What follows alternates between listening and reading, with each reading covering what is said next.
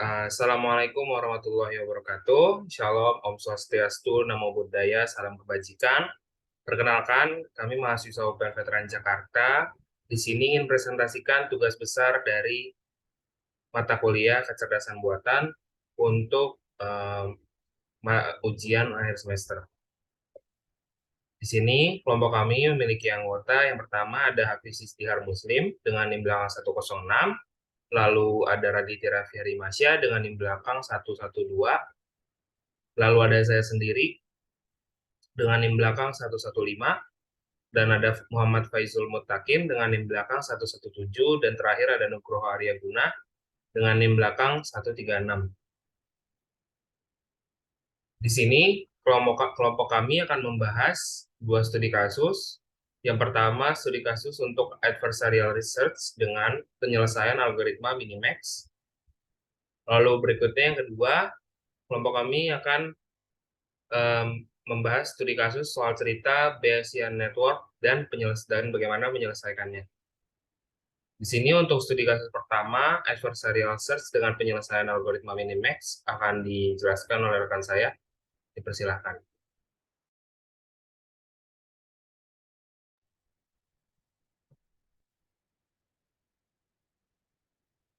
Baik, di sini ada algoritma Minimax. Algoritma Minimax adalah algoritma yang mengoptimalkan nilai maksimal dengan memperkecil pilihan dan kemungkinan kehilangan. Algoritma ini biasa digunakan dalam permainan dua entitas pemain seperti catur, tic-tac-toe, dan lainnya. Biasanya permainan tersebut didapat dari suatu rangkaian aturan dan premis. Di sini ada contoh soal dari algoritma Minimax. Jadi di sini ada node yang pada masing-masing node-nya itu memiliki level. Dari yang paling atas memiliki level 0, dan tengah memiliki level 1, yang terakhir memiliki level 2. Lalu di bawahnya ada bilangan, yang dimana bilangan tersebut akan dipilih sampai node paling atas di akhir.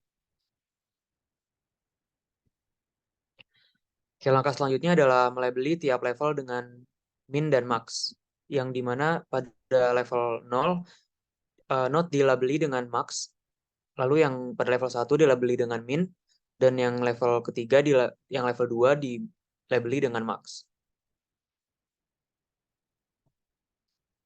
Oke, langkah selanjutnya adalah pada node level kedua, karena label tersebut adalah max, maka bilangan di sub node tersebut akan dibandingkan yang mana yang paling besar, mulai dari paling kiri, dari min 1 dan min 2. Karena min 1 paling besar, jadi min 1 lah yang dipilih. Lalu di node yang sebelahnya, dari bilangan 5 dan 4, karena 5 yang terbesar, maka 5 lah yang dipilih.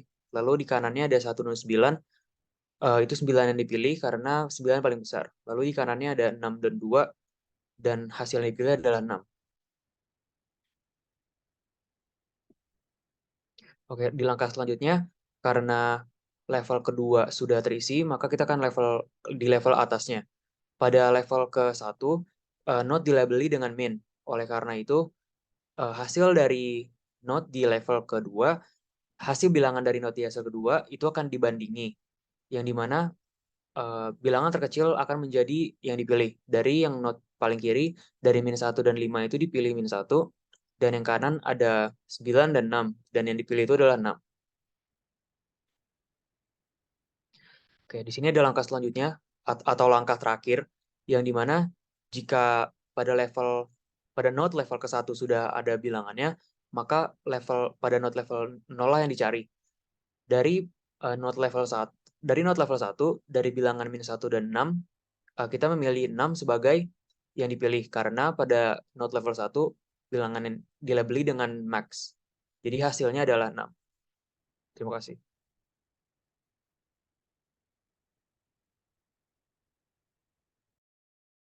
Baik, selanjutnya akan dijelaskan untuk studi kasus kedua, akan dijelaskan oleh rekan saya.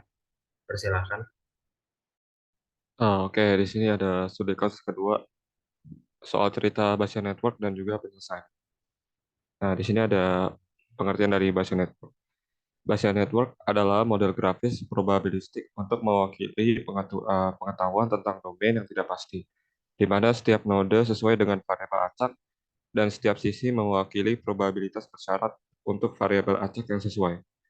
BN juga disebut jaringan kepercayaan atau jaring bias karena ketergantungan dan probabilitas bersyarat.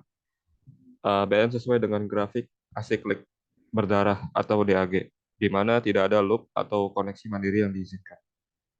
Oke, boleh di next. Oke, di sini ada contoh soal dari Bayesian Network. Di suatu rumah terdapat dua kulkas berwarna putih dan hitam. Ibu yang sedang berada di dapur tidak begitu memperhatikan kulkas yang berwarna hitam, melainkan hanya fokus menggunakan kulkas yang berwarna putih untuk menyimpan sayur-sayuran, buah-buahan, dan beberapa jus. Setelah memasukkan beberapa hal tersebut, ibu ingin pergi ke pasar untuk membeli kentang yang menghabiskan 10% waktunya di pasar. Pada saat itu, kebetulan sekali anaknya bernama Andi ingin berangkat sekolah pukul 7 karena sekolahnya dimulai pada pukul 7.30. Pada saat Andi berada di dapur, ia meminta kepada ibunya untuk dibuatkan sayur sop setelah pulang sekolah. Ibu yang sedang fokus tersebut sontak langsung membuka kulkas yang berwarna putih. Dan ia sangat kaget, ternyata 40% dari sayuran di dalam kulkas ternyata sudah busuk. Padahal jika kulkasnya tidak rusak, sayuran tersebut kemungkinan busuknya hanya 0,2. Oke, boleh di next. Andi memanggil ayahnya untuk menganalisis kerusakan di kulkas tersebut. Kulkas tersebut setelah dicek oleh ayahnya Andi ternyata mengalami kerusakan di beberapa komponen mesinnya dengan total kerusakan 30% yang menyebabkan pendingin di kulkas hitam itu mati. Alhasil, ibu harus segera ke pasar untuk membeli sayuran dan komponen kulkas yang rusak. Dengan jarak ke pasar 1000 meter, ibu yang akan pergi ke pasar harus menghabiskan waktu di sana sebesar 20%. Dari keseluruhan waktu, dia di rumah akibat sayuran yang busuk. Ibu langsung menyuruh Andi untuk membuang sayuran yang busuk tersebut dan mengelap kulkas bekas sayurannya. Andi sedikit tergesa-gesa membersihkan karena takut terlambat ke sekolah. Prediksi Andi ke sekolah agar tidak telat memiliki peluang 0,7. Tapi karena kegiatan ia di dapur, maka peluangnya berkurang menjadi 0,4. Oke, baik, next. Nah, berdasarkan pertanyaan di atas, jawablah soal di bawah ini. A. Gambarkan diagram Bayesian network-nya. B. Nyatakan peluang bersyarat untuk setiap nodonya. C. Berapakah peluang dari ibu tidak pergi ke pasar? D. Jika diasumsikan bahwa Andi tidak membersihkan sayuran dan mengetahui bahwa ibu tetap pergi ke pasar, berapakah peluang sayuran tetap busuk karena terlalu lama di dalam kulkas bersama sayuran busuk lainnya? E. Berapakah peluang kulkas rusak jika ibu tidak ingin ke pasar dan Andi tidak pergi ke sekolah? Oke, boleh next. Oke, untuk penyelesaiannya akan dijelaskan oleh rekan saya. Terima kasih. Baik, terima kasih Hafiz. Selanjutnya di sini ada penyelesaian. Gambarkan diagram Bayesian Network. Dari penjelasan soal cerita tadi, kita bisa mengambil kesimpulan bahwa ada 4 node. Di sini node pertama itu kode kulkas rusak. Di inisiali di notes di situ disebutkan bahwa KR itu kulkas rusak, SB sayuran busuk, KP pergi ke pasar, KS itu ke sekolah atau maksudnya pergi ke sekolah. Itu hanya untuk menyederhanakan saja ketika ada perhitungan nanti. Lalu di situ kita bisa ambil peluang kulkas rusak itu sebesar 0,3 disebutkan tadi di soal ceritanya. Lalu karena kulkas rusak, sayuran menjadi busuk. Maka peluang sayuran busuk uh, jika diketahui kulkas rusak itu 0,4. Nah, sementara sayuran busuk jika tidak diketahui kulkas rusak itu 0,2 sayuran busuknya. Lalu sayuran busuk itu mempengaruhi ibu harus pergi ke pasar yang memakan waktu ibu lebih banyak. Yang tadinya ibu kan 10%, jika ibu pergi ke pasar dan sayuran tidak busuk atau negasi sayuran busuk itu 0,1, tapi karena probabilitas ibu harus pergi ke pasar jika diketahui sayuran busuk itu 0,2. Jadi ibu menghabiskan 20% waktunya karena sayur busuk itu kan tambah lama berarti dia berada di pasar itu. Dan sayuran busuk juga mempengaruhi si Andi ingin berangkat ke sekolah. Artinya yang tadi dia jam 7 sampai jam 7.30 dia memiliki rentang waktu 30 menit untuk ke sekolah. Akibatnya membersihkan kulkas tersebut, jadi kulkas tersebut contohnya mungkin ke 15 menit lah dia membersihkannya, maka dari itu ya peluang dia supaya tidak telat ke sekolah bakal berkurang gitu. Jadi probabilitas pergi ke sekolah atau ke sekolah jika diketahui sayuran busuk itu 0,4. Tetapi jika peluang eh, ia ke sekolah jika diketahui sayuran tidak busuk itu bakal lebih besar, itu 0,7.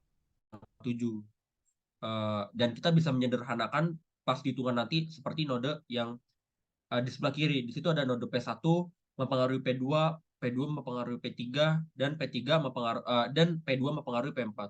Boleh next halaman selanjutnya. Nah, di sini ada B, nyatakan peluang bersyarat untuk setiap nodenya.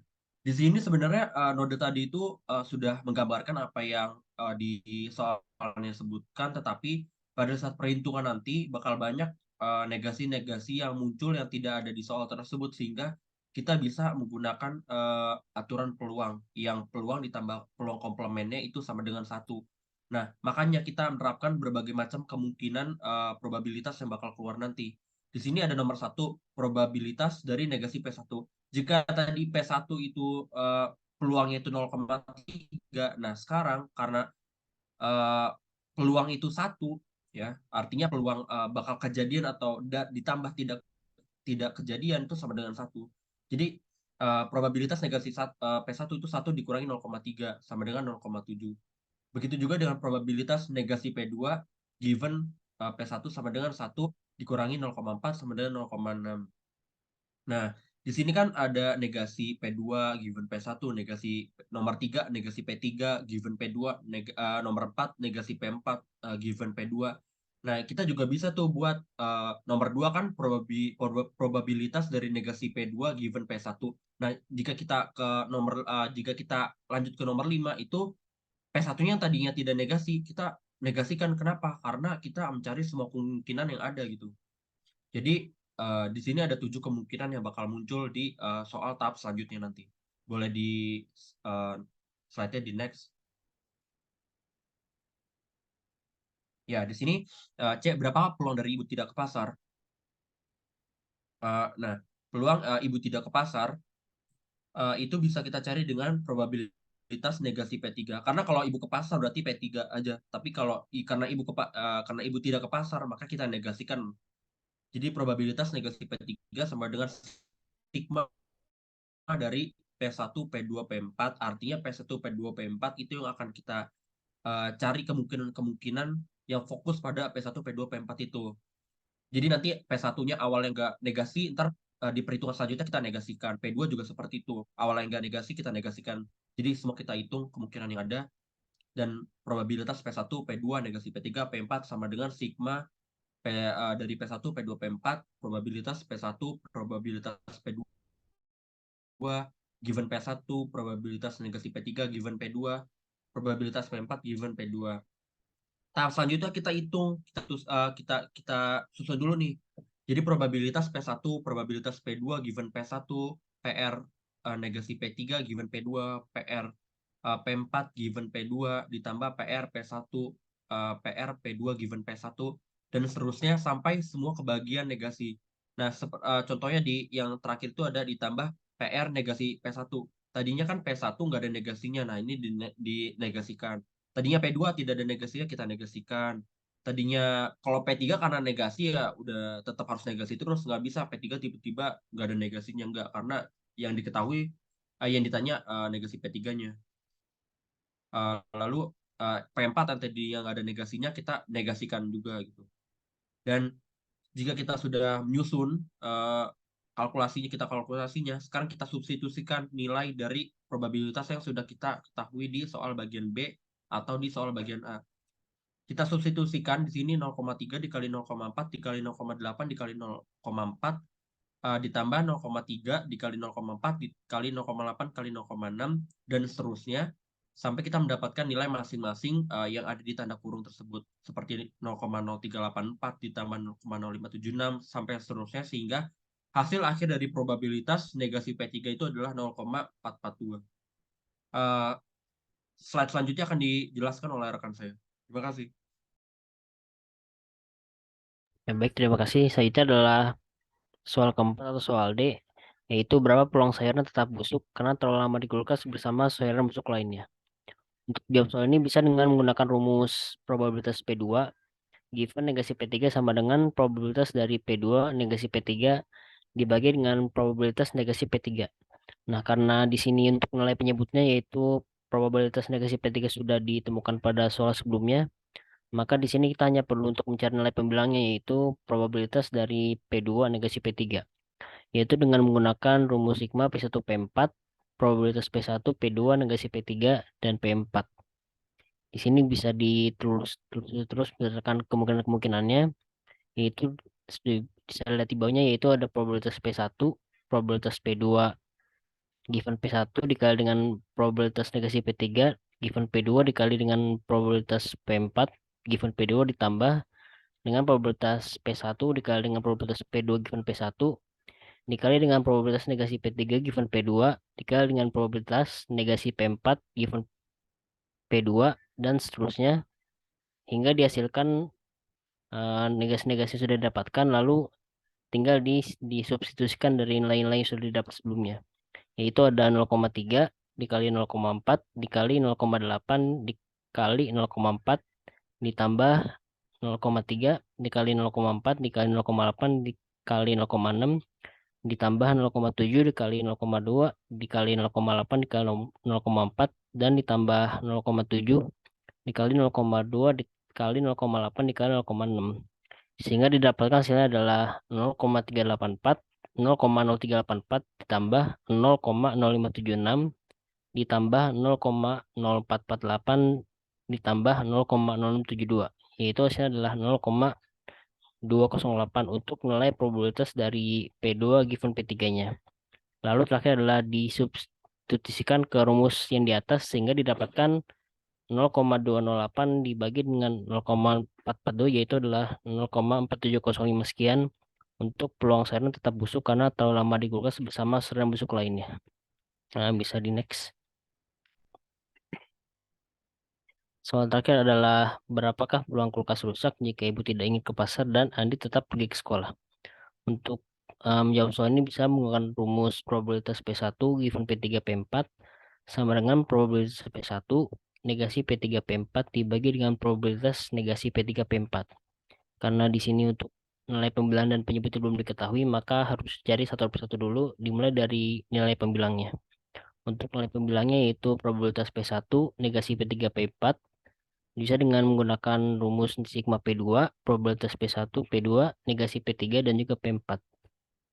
Setelah itu bisa disubstitusikan lain-lainnya yaitu 0,3 dikali 0,4 dikali 0,8 dikali 0,4 ditambah 0,3 dikali 0,6 dikali 0,9 dikali 0,7. Yaitu didapatkan angkanya adalah 0,0384 ditambah 0,1134 yaitu hasilnya ada 0,1518 untuk nilai pembilangnya. Bisa di next. Nah, lalu setelah mendapat nilai pembilang harus mencari nilai penyebutnya yaitu dengan menggunakan rumus probabilitas negasi P3 P4 sama dengan probabilitas P1 negasi P3 P4 ditambah probabilitas negasi P1 negasi P3 P4.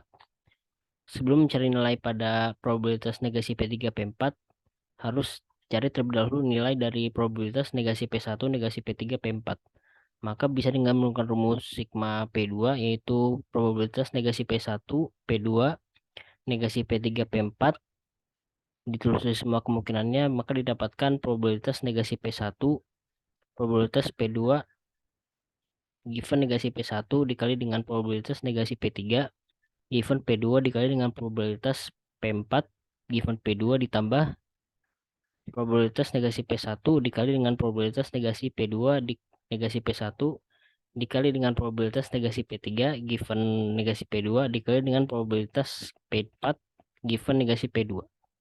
Yaitu setelah disubstitusikan nilainya adalah 0,7 dikali 0,2 dikali 0,8 dikali 0,4 ditambah 0,7 dikali 0,8 dikali 0,9 dikali 0,7.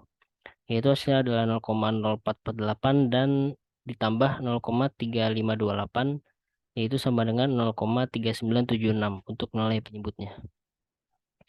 Bisa di next. Nah, setelah berhasil mendapatkan nilai pemilihan penyebut, maka langkah selanjutnya adalah tinggal memasukkan nilai-nilai tersebut, yaitu untuk nilai pembilangnya adalah 0,1518 dibagi dengan nilai penyebutnya 0,3976 yang menghasilkan angka 0,3817 untuk soal nomor E tadi atau nomor 5. Jadi kesimpulan yang bisa diambil adalah nilai dari probabilitas negasi P3 adalah 0,442. Nilai dari probabilitas P2 given negasi P3 adalah 0,4705 dan nilai probabilitas dari P1 given P3 P4 adalah 0,3817. Mungkin sekian penjelasan dari saya kembalikan ke moderator. Baik, terima kasih. Oke, sekian presentasi dari kami. Mohon maaf apabila terdapat kekurangan. Terima kasih. Wassalamualaikum warahmatullahi wabarakatuh.